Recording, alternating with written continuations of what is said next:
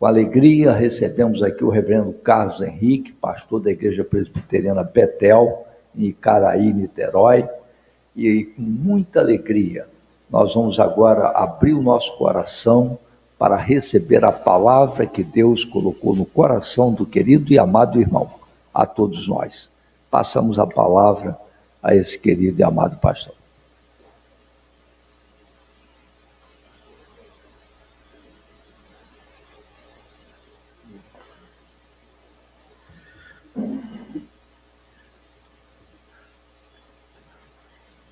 Amados irmãos, é uma alegria enorme estar com vocês mais uma vez. Eu gostaria de saudar a igreja com a graça e a paz do Senhor Jesus Cristo, dizer que, e não é da boca para fora, mas que eu amo esta igreja e também ao pastor Miguel, porque é um homem que marca a história da nossa igreja, principalmente na nossa região, compreendendo Niterói e São Gonçalo.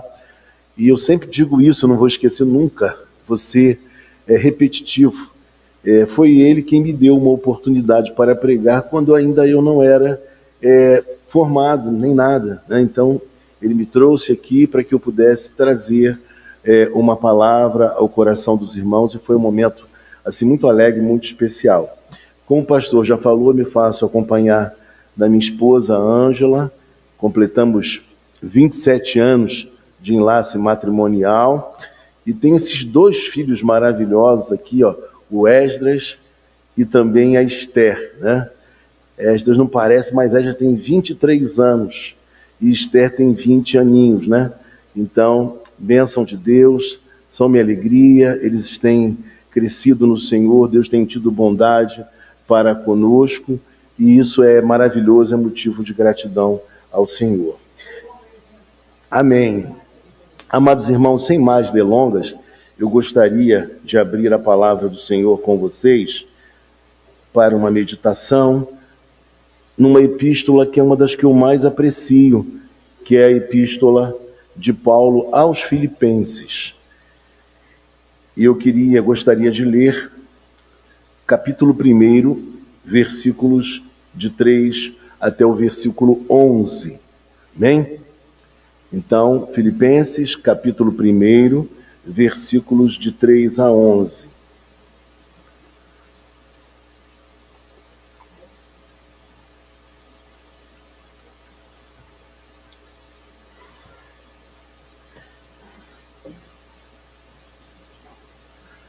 Amém?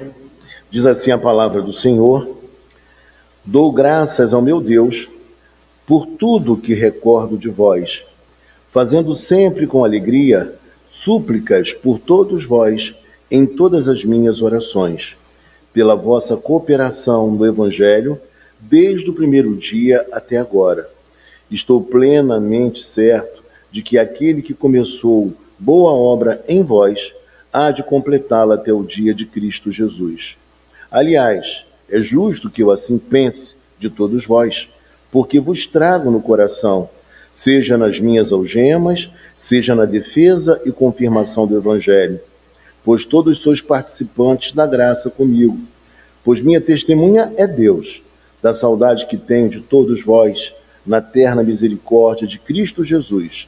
Também faço esta oração, que o vosso amor aumente mais e mais, em pleno conhecimento e toda a percepção, para aprovardes as coisas excelentes e serdes sinceros e inculpáveis para o dia de Cristo, cheio do fruto de justiça, o qual é mediante Jesus Cristo, para a glória e louvor de Deus. Oremos.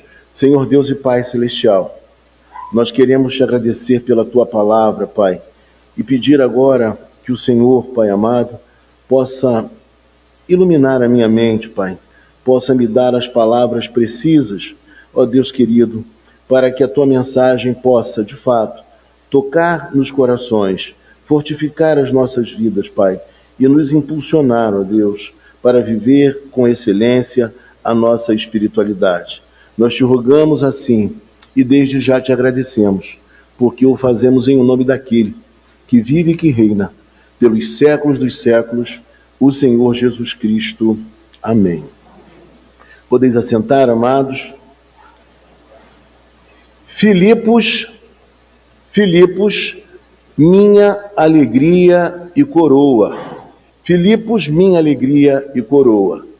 Eu gostaria de dizer aos irmãos, inicialmente, que esta igreja era a igreja que o apóstolo Paulo nutria um sentimento mais intenso de amor.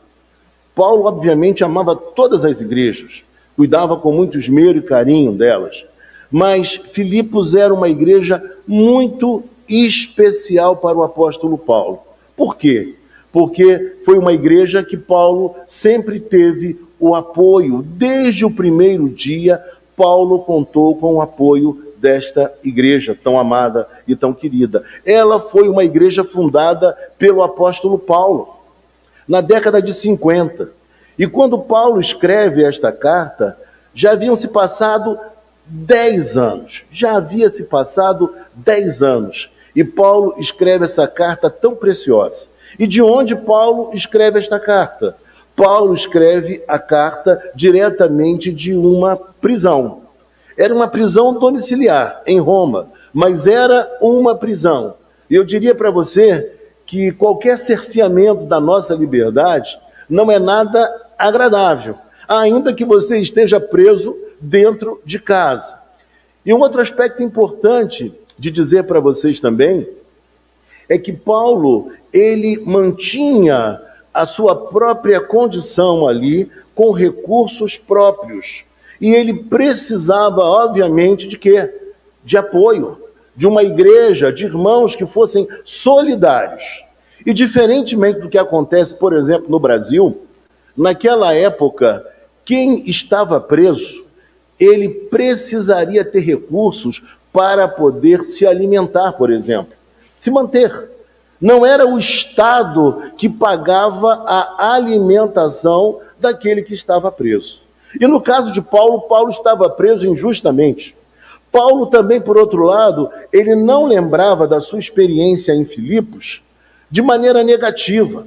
Ele não lembrava do seu aprisionamento injusto, da surra que ele levou. Ele não pensava muito nessas coisas. Ele lembrava muito mais as experiências positivas.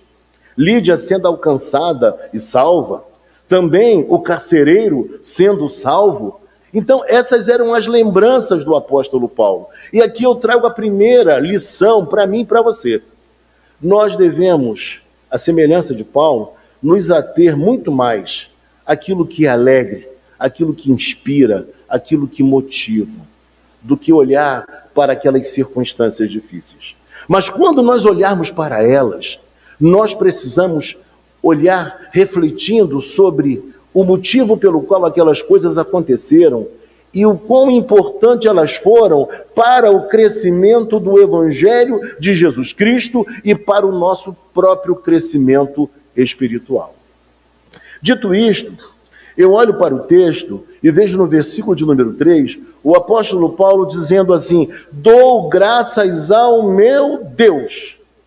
E aqui eu vejo a importância que o apóstolo Paulo ele não coloca o peso, a centralidade nos irmãos, embora eles fossem maravilhosos, e nós veremos isso aqui.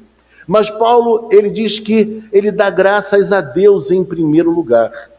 Então, Paulo expressa para nós uma fé teocêntrica, é Deus no centro. Nós somos gratos a Deus pelas vidas maravilhosas, importantes, que passaram pela nossa história. E diria eu aqui, são 56 anos, não é isso? Estou certo? 56 anos, pelas vidas maravilhosas que passaram e por outras que ainda estão nesta igreja tão amada e tão querida. Então, o apóstolo Paulo diz que dá graças a Deus, ele reconhece que é Deus, e ele diz algo muito especial, queridos. Ele fala assim, veja comigo, na parte final do versículo: por tudo que recordo de vós.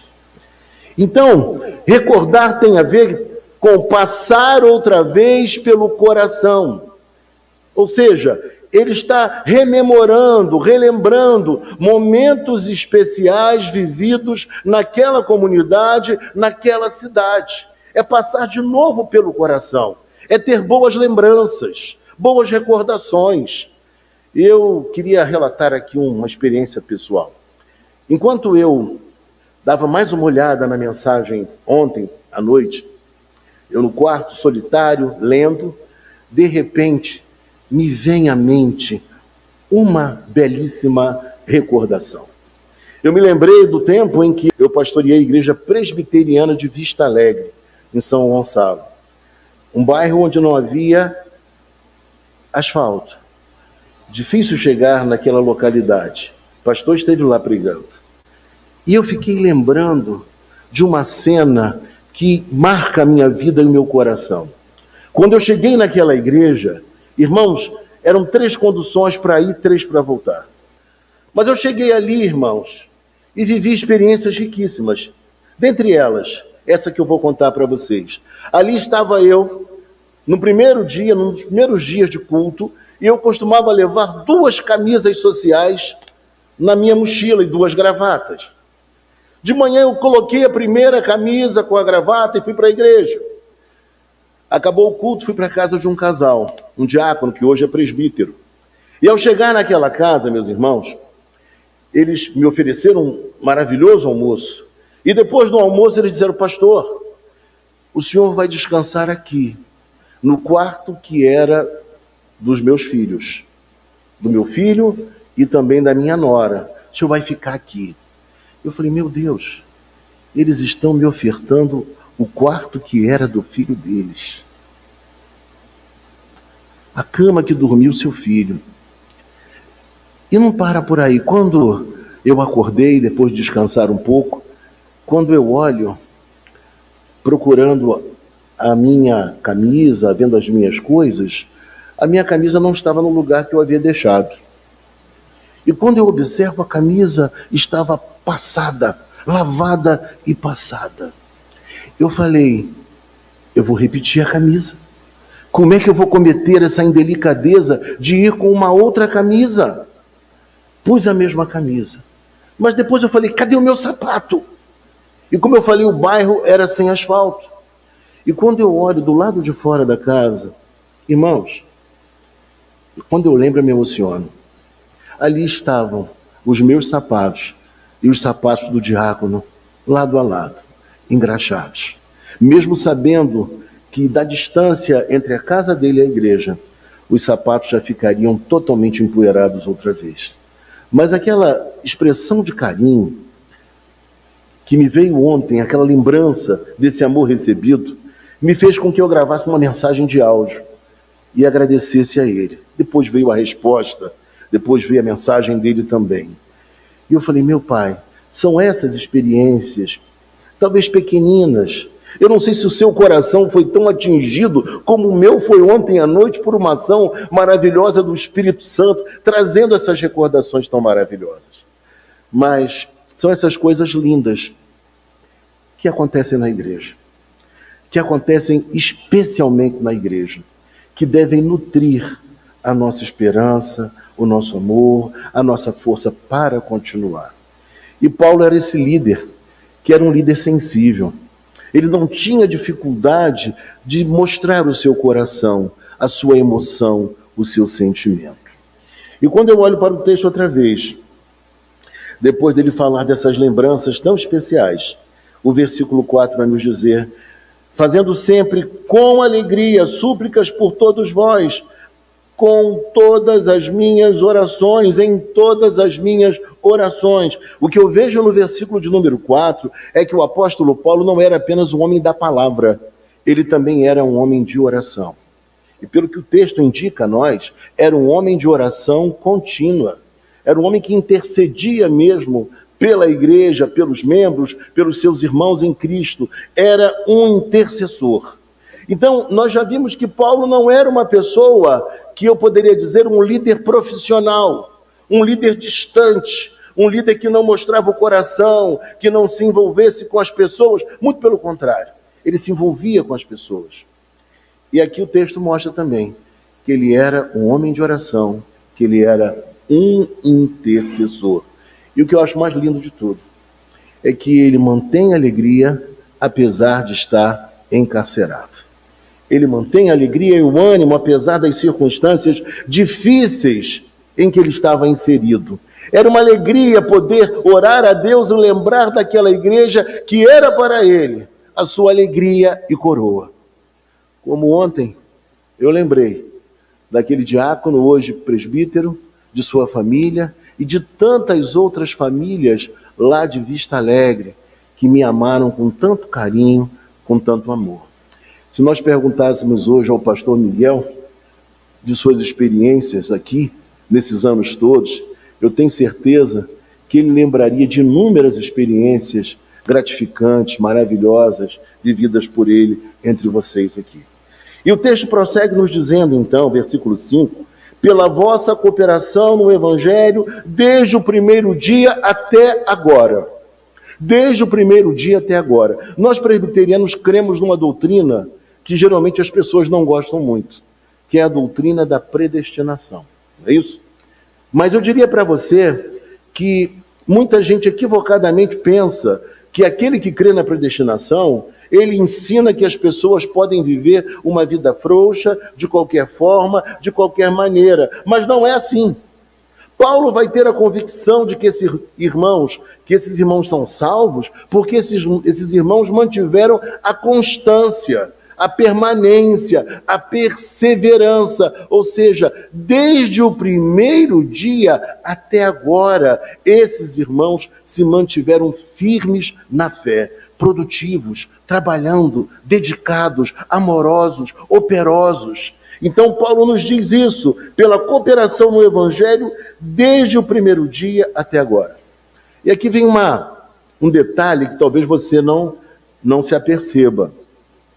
Quando aparece a palavra cooperação aqui no texto, essa palavra tem a ver com parceria. Nós pensamos em comunhão, mas a comunhão de sentar-se com um amigo, tomar um café, coisa que o valha. Mas aqui a ideia vai para além desse nível de comunhão. Aqui fala de uma comunhão de propósito. Quando você está imbuído da mesma ideia, do mesmo pensamento, e você inclusive lança a mão dos seus recursos, de valores financeiros. É isso que ele está dizendo. É como se, de repente, 2 de nós aqui resolvêssemos comprar um barco para empreender na pesca.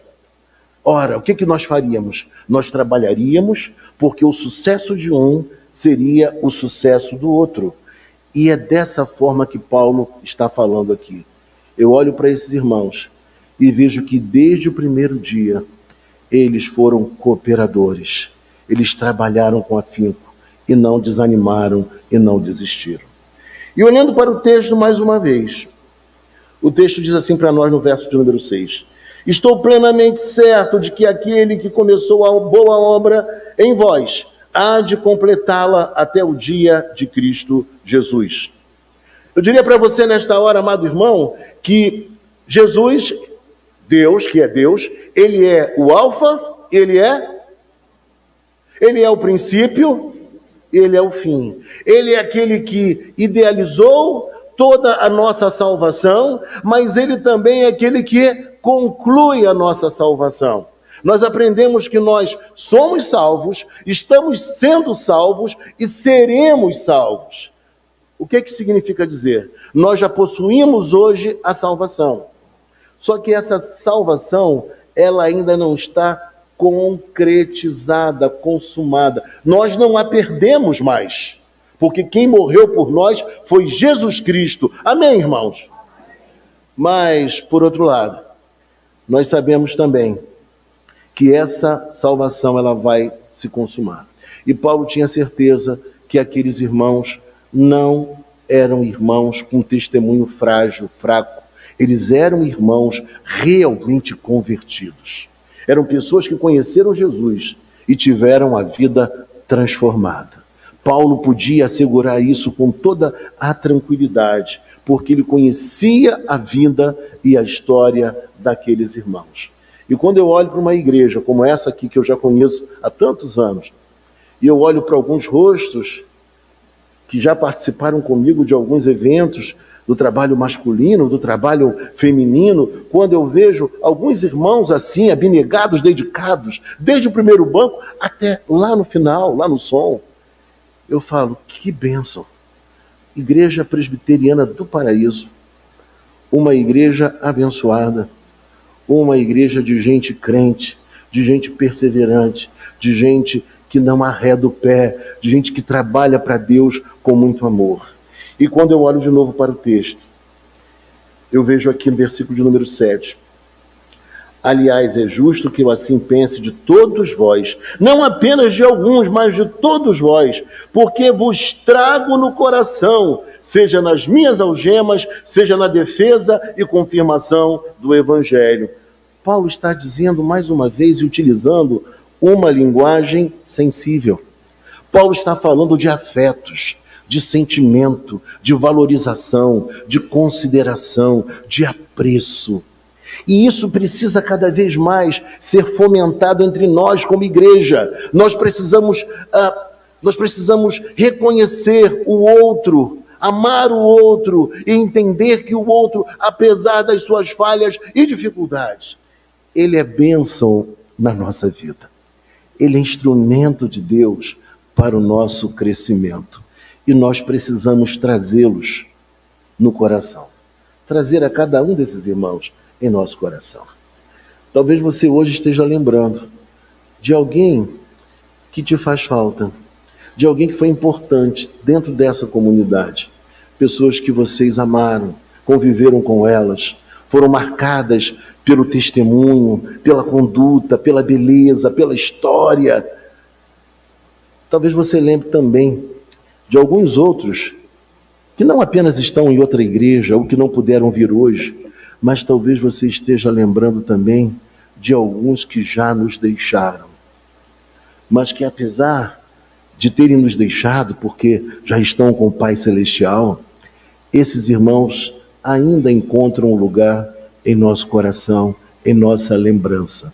A marca que eles deixaram foram marcas indeléveis, marcas indissipáveis, irmãos caríssimos. Mas a boa notícia que eu tenho para vocês nesta noite é que nós nos reencontraremos outra vez. Haverá um novo céu e uma nova terra. E nós viveremos para sempre em delícias perpétuas com esses amados que foram antes de nós. Então veja, irmãos, como essa carta ela é marcada pela alegria, pelo sentimento, pela sensibilidade de um homem que, apesar das suas lutas e sofrimentos, ele conseguia ter esperança.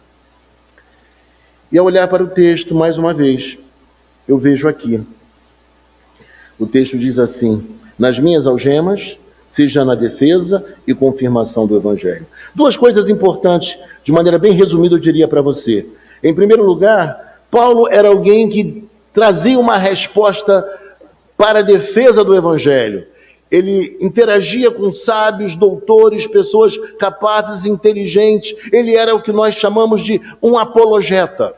Ele tinha resposta precisa para os questionamentos da sua época e do seu tempo. E o texto diz mais.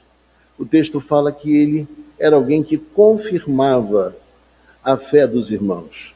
Ele era alguém que trazia o ensino, o conhecimento, que enraizava, que estabelecia, que dava firmeza ao testemunho e à experiência cristã de seus discípulos.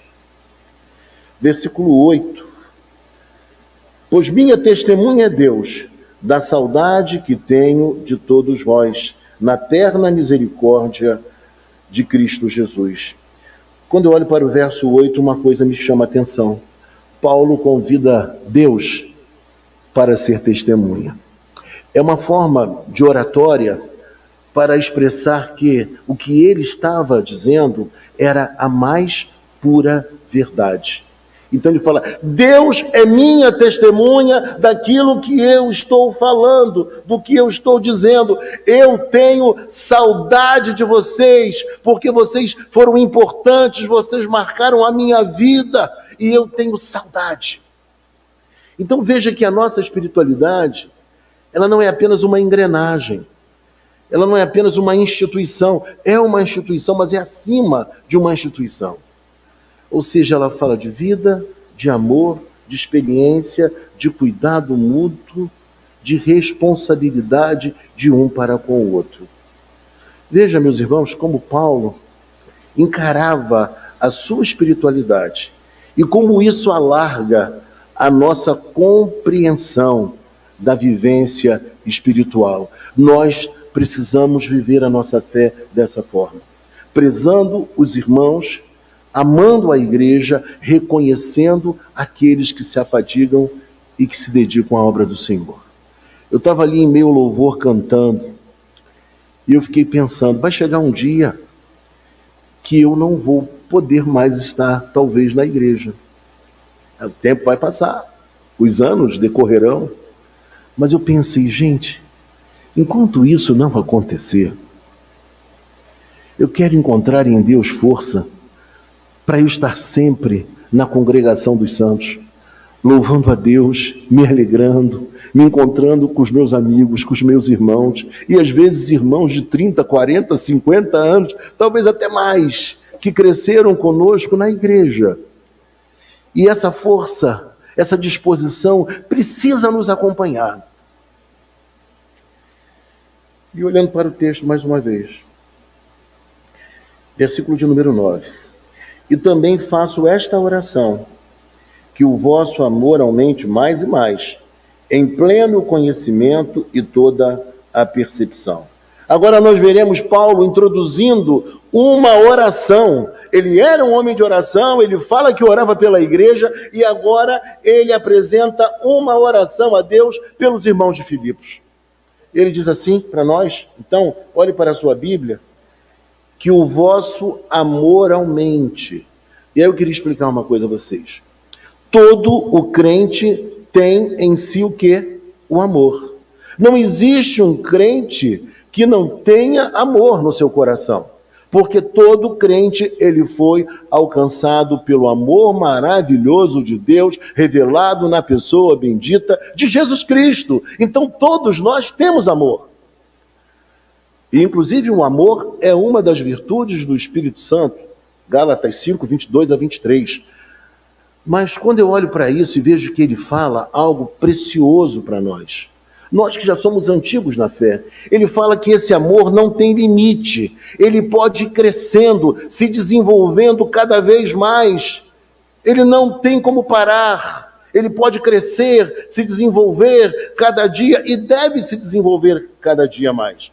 Mas ele diz algo ainda mais especial, ele fala no pleno conhecimento e toda a percepção. Ele está dizendo para mim e para você que esse amor que cresce, ele não pode ser um amor sem entendimento. Deve ser um amor inteligente. Deve ser um amor que passe pela nossa cognição, pela nossa inteligência. Esse amor não é um mero sentimento, aquele sentimento que hoje você tem e amanhã você não tem mais, porque as circunstâncias mudaram. Não, é aquele amor resoluto, é aquele amor decisão, assim como Cristo nos amou até o fim, e amou seus discípulos até o fim. É esse amor que nós precisamos ter. É um amor resoluto, um amor decisão, e não meramente um amor sentimental. O amor bíblico, ele vai para além dos sentimentos. É quando você fala, olha, não vai sofrer alteração. Por mais que eu tenha um embate, por mais que eu tenha um problema, por mais que eu tenha uma discussão, eu vou continuar firme no meu propósito de amar.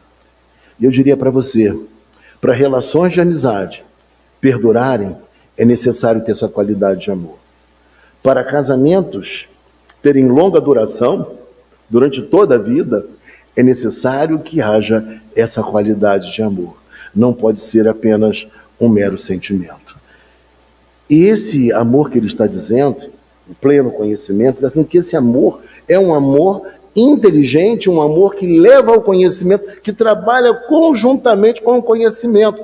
É como se eu dissesse para vocês hoje, agora, você não pode amar abdicando da sua inteligência. Você precisa discernir entre aquilo que é certo e aquilo que é errado. Precisa pensar se vale a pena se devotar a uma pessoa ou não se devotar a ela. Há uma causa, se você deve entrar com corpo, alma, coração, mente ou não. Porque em nossos dias, irmãos, e eu tenho jovens aqui também, nós temos visto muitas pessoas, em nome do amor, se envolvendo em relações ou situações que não eram merecedoras de tal entrega. Então Paulo está dizendo, olha, o nosso amor tem que ser amor inteligente. O nosso amor tem de crescer e precisa ser um amor inteligente. E quando eu olho para o texto quer mostrar para nós que há a possibilidade do aperfeiçoamento nesse amor.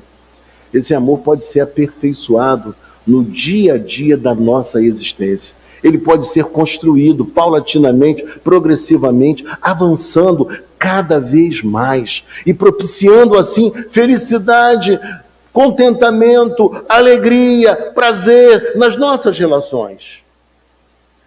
Versículo de número 10. Para aprovardes as coisas excelentes e serdes sinceros e inculpáveis para o dia de Cristo. Ele está dizendo que é esse amor, é essa qualidade de vida. E a oração dele visava pedir a Deus que esses irmãos prosseguissem, continuassem, mas continuassem com vida bonita, com um estilo de vida que agradasse a Deus. E ele usa a expressão aqui, irmãos, veja comigo, sinceros. E essa palavra talvez você já saiba, mas nem todos talvez saibam, eu preciso explicar a vocês. Alguns artistas no passado, na época do Novo Testamento, sabe o que eles faziam? Quando eles não eram exímios artistas, escultores, por exemplo, eles faziam as suas obras de arte, mas depois eles mascaravam as imperfeições com cera, tá? Com cera. Mas aqueles grandes artistas que não permitiam que isso acontecesse, as suas obras eram autênticas, elas eram irretocáveis, eram obras de uma beleza incrível. Mas aqueles que cometiam as suas imperfeições ludibriavam muita gente, mas alguns não eram ludibriados, sabe por quê? Porque suas obras não passavam pelo teste do sol. Quando se colocava aquelas peças cheias de imperfeição diante do sol, apareciam o quê? Os defeitos delas. Os defeitos ficavam visíveis. Então, Paulo está dizendo que nós temos que ser sem cera, sem maquiagem. Nós temos que ser autênticos. Nós temos que ser verdadeiros. Por isso, sincero, sem cera. E depois ele diz também, inculpáveis para o dia de Cristo. Como se ele dissesse para nós, nós precisamos chegar naquele dia com uma vida em santidade. E eu vi que uma irmã orou aqui, ela falou sobre santidade. E eu fiquei pensando, palavra que hoje é pouco usada. Preocupação que não se tem tanto hoje. Mas que para Paulo era algo importante. Nós devemos ser autênticos e nós devemos ser sinceros. É essa vida que nós precisamos ter. E para finalizar, meus amados irmãos, o texto vai dizer assim, cheios do fruto de justiça, o qual é mediante Jesus Cristo, para a glória e louvor de Deus. Cheios do fruto de justiça. Quais são os frutos de justiça que vêm à nossa mente? Sabemos que a justiça vem de Deus para nós, através de Cristo. Mas ele está dizendo para mim e para você que existem aquelas virtudes do Espírito Santo que marcam a nossa vida, que são visíveis às pessoas que lidam conosco, pelo jeito da gente ser, pelo nosso estilo de vida. Então ele está dizendo que isso glorifica a Deus, isso exalta a Deus. E ele encerra esse trecho dizendo que tudo isso é mediante Jesus Cristo. É Jesus Cristo quem torna possível que nós tenhamos uma vida virtuosa. E por fim, para a glória e louvor de Deus. E por que isso? Porque tudo que você faz, tudo que eu faço, precisa ser para a glória de Deus. Paulo sabia que a sua entrega, que a sua luta, que a sua vida foi gasta no trabalho do Senhor, que ele foi um instrumento da parte de Deus para marcar muitas vidas e para ser marcado também por elas. E nessa experiência tão rica que nós temos no Evangelho, essas cenas, essas imagens, elas não podem ser jamais esquecidas. Todos nós precisamos nutrir a nossa lembrança com bons momentos, com momentos especiais que Deus nos deu a oportunidade de viver.